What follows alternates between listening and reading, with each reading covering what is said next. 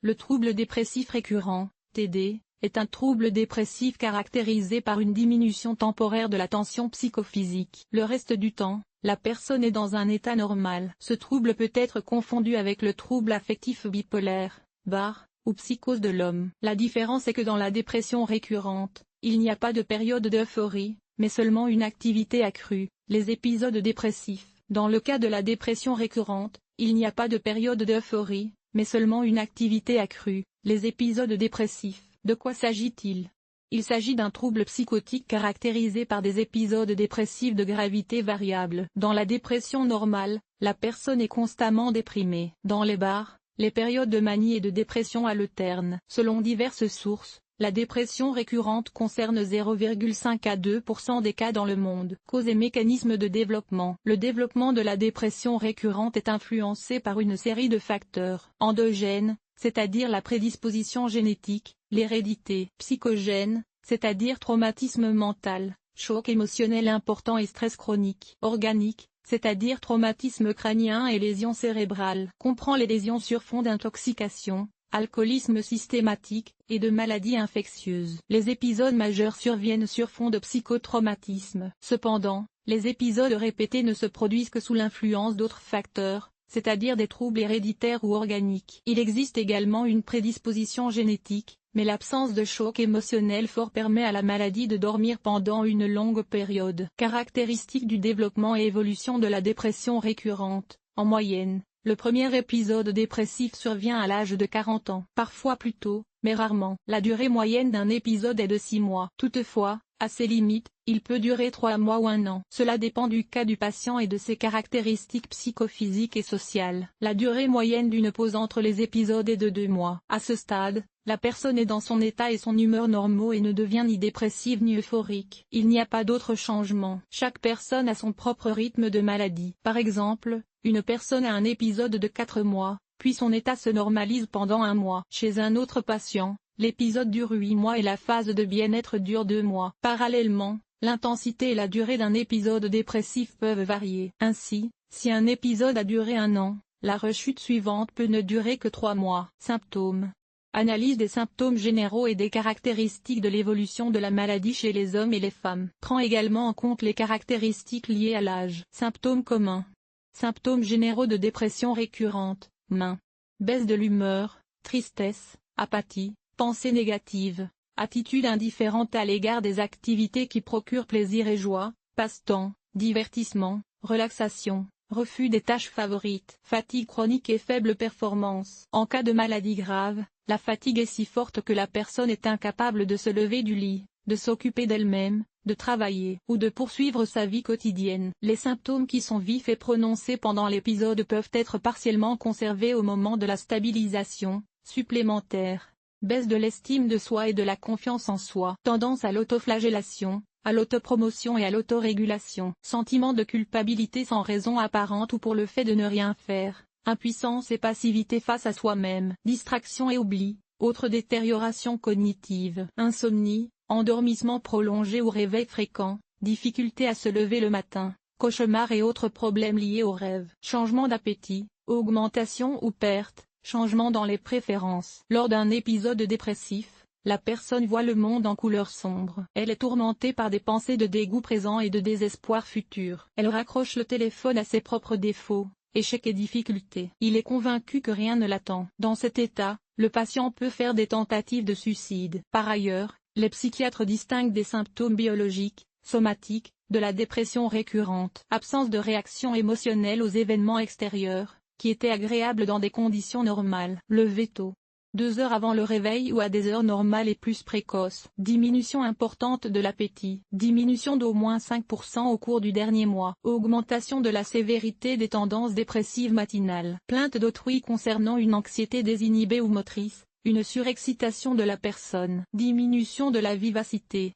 Les symptômes de chacun des 3 groupes peuvent être combinés de différentes manières. Signes chez les hommes et les femmes. Chez les hommes, la dépression récurrente évolue souvent de manière plus chronique que chez les femmes. Les symptômes ne sont pas différents, mais ils s'expriment plus joyeusement chez les femmes. Les changements extérieurs sont plus prononcés chez les femmes. Les hommes évitent d'aller chez le médecin et finissent par lutter eux-mêmes contre le problème ou tentent de le nier. C'est peut-être sur cette base qu'est née l'opinion selon laquelle les femmes sont 2 fois plus touchées par le rhumatisme articulaire aigu selon les caractéristiques de l'âge. Caractéristiques du processus de dépression récurrente en fonction de l'âge. Jeunesse, probabilité accrue de comportements autodestructeurs et de tentatives de suicide, sensibilité et instabilité émotionnelle accrue, maturité.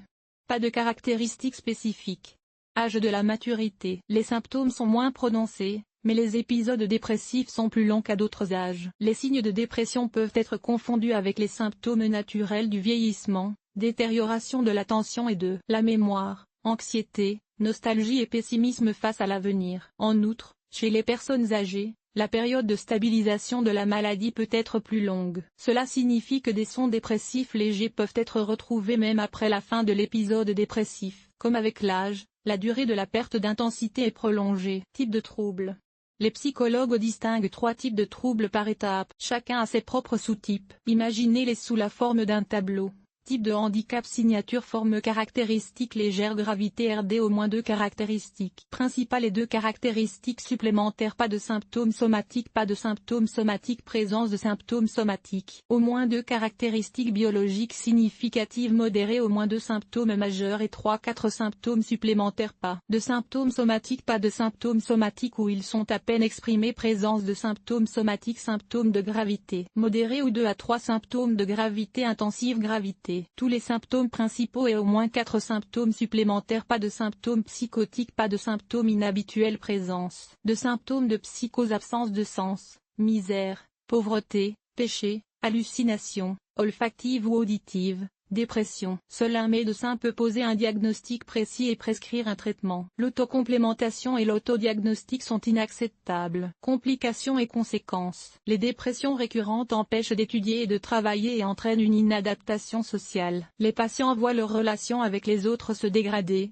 leur performance et la qualité de leur travail se détériorer. Autres complications et conséquences. Chez 20 à 30% des patients, la phase d'épuisement dure un certain temps après chaque épisode dépressif. Cela signifie que même dans des conditions normales, la fatigue, la faiblesse et la sensibilité sont importantes. La complication la plus dangereuse est le suicide. Dans un cas, sur 7 personnes atteintes de RD, le patient a tenté de se suicider. Les changements somatiques et mentaux de la dépression récurrente réduisent la vie humaine pendant au moins 10 ans. En l'absence de traitement, chaque épisode ultérieur est plus grave. La maladie devient chronique. Dans certains cas, d'autres troubles apparaissent en toile de fond. La dépression récurrente peut se transformer en trouble bipolaire. Diagnostic.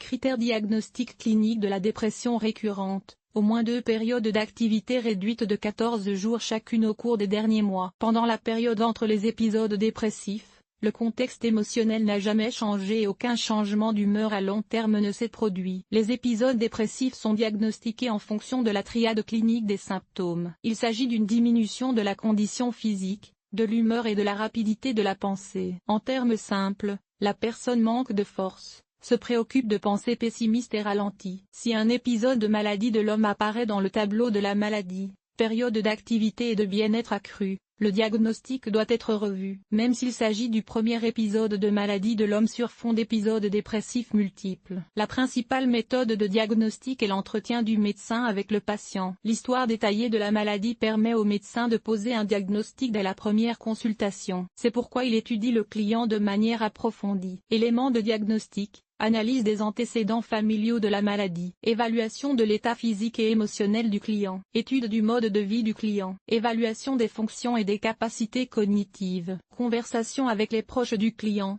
dans des cas particuliers. Examen physique des lésions visibles, coupures, blessures, traces de plantes, et de la pathologie interne. Examen par un neurologue. Analyse de laboratoire standard, analyse de sang, d'urine, etc. Des équipements spéciaux, CT, MRI, ECG, doivent être utilisés pour l'examen et d'autres spécialistes doivent être consultés si de tels signes apparaissent. Dans certains cas, l'un des tests psychologiques officiels et fiables peut être utilisé comme méthode de diagnostic complémentaire. Par exemple l'échelle de Beck, la méthode Montgomery-Åsberg, le test de Hamilton, l'échelle de risque de suicide de Columbia. En outre, les tests sont utilisés pour évaluer les résultats intermédiaires du traitement. Toutefois, Ces tests sont également combinés à des conversations psychodiagnostiques. Un diagnostic ne peut pas être basé uniquement sur les résultats d'un ou de plusieurs tests. Le professionnel doit procéder à un examen complet. Traitement. Voyons à qui s'adresser pour obtenir de l'aide et ce qui peut aider à se débarrasser de l'AMA.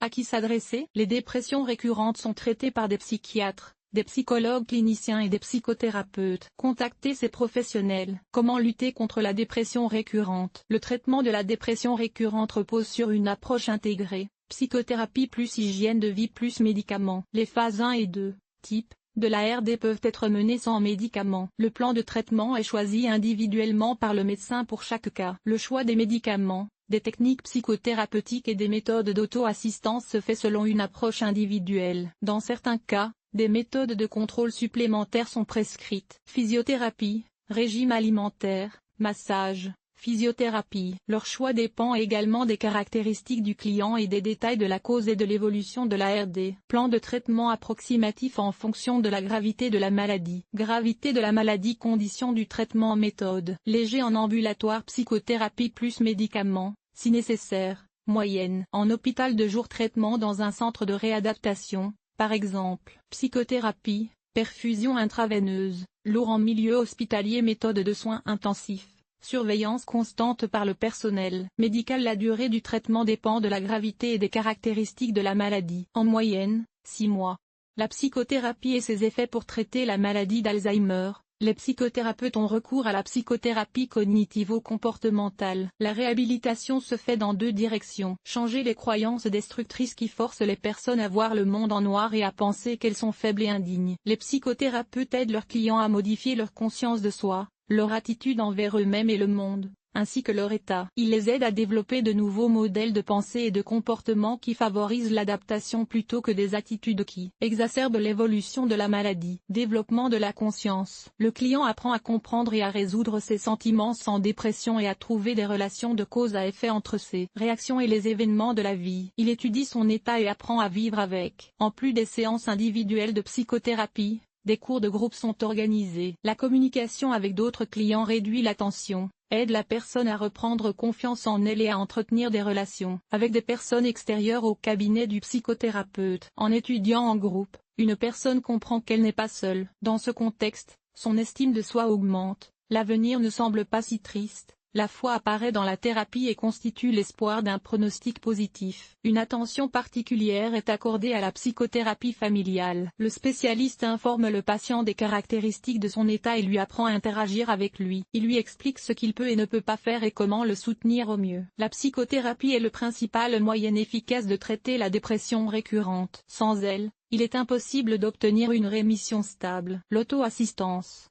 La dépression récurrente est une maladie. Elle ne peut être guérie par elle-même. On ne peut pas s'attendre à ce que l'état indésirable lui-même disparaisse. Sans aide professionnelle, il ne peut que s'aggraver. Dans le cadre de la psychothérapie, les professionnels peuvent fournir plusieurs moyens d'autotraitement. Par exemple, l'une des techniques est appelée activation par l'activation. Une liste de cas de différents niveaux de complexité doit être établie. Cela apporte du plaisir et de la satisfaction dans des conditions normales. Pendant les périodes de dépression, il faut faire au moins un exercice par jour, suffisamment intense. Cet exercice permet de lutter contre la croyance destructrice selon laquelle rien ne m'apporte de la joie et de sortir du cercle vicieux. Inaction, autoflagellation. Prévoir la guérison avec un traitement rapide et professionnel, le pronostic est favorable. Toutefois, il dépend de la gravité de la maladie. En moyenne, le premier changement positif stable est perceptible au bout d'1 mois. Un rétablissement complet, réadaptation à la société, prend 6 mois. Dans certains cas,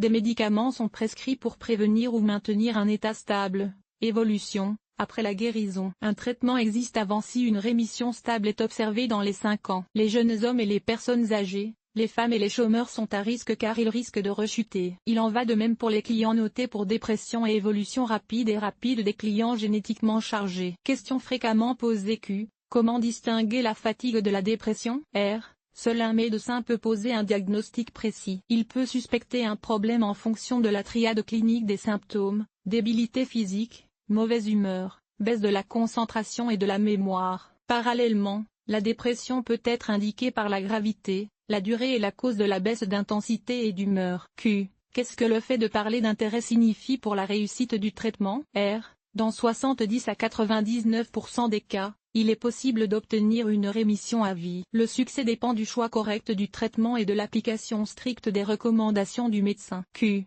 Quels sont les groupes à risque? R. Vous êtes à risque si un membre de votre famille souffre de dépression et si vous avez subi un choc important, un traumatisme crânien ou un stress chronique au cours de votre vie. Les psychiatres insistent sur le fait que la dépression survient sous l'influence de facteurs psychologiques, sociaux et biologiques. Au sens large, tout le monde peut devenir dépressif. Q. Existe-t-il un algorithme de traitement universel? Oh, mon Dieu!